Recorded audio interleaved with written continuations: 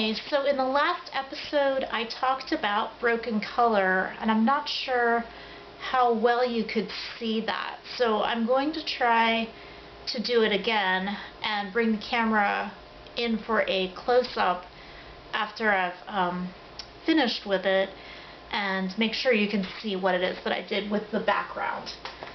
So just to give a review, broken color is laying down a stroke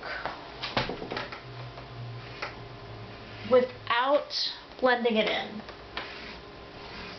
So I'm laying down some light spring green, and maybe I'll add some darker greens to bring in some contrast, or maybe even some blue.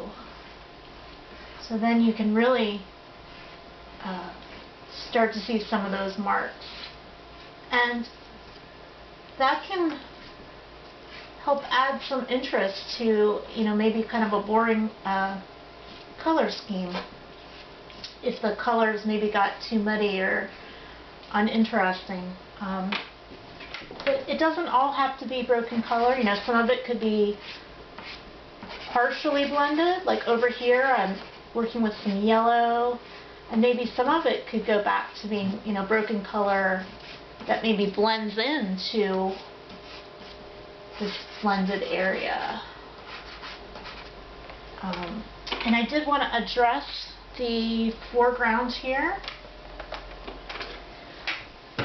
So I feel like this color is very similar to the background, and I'm going to make that more of an orange color just so that it's more clear that that is the background here and that this is the foreground here. So we've got a division between the tabletop and maybe the wall behind it. So going in with some red. I'm going to mix up an orange that's, lighter, maybe something close to that orange, if I can possibly get there. So I'm changing the color and the value of the tabletop.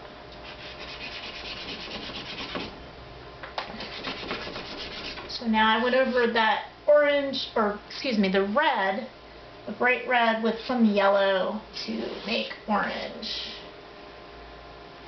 Maybe I'll add a little bit of this creamy white just to lighten up.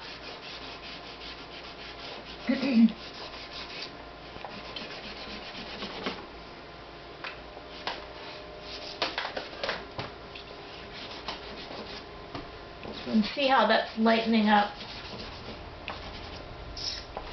So now we've got a lighter foreground and a darker background. So I think that's a lot more interesting to look at as a picture.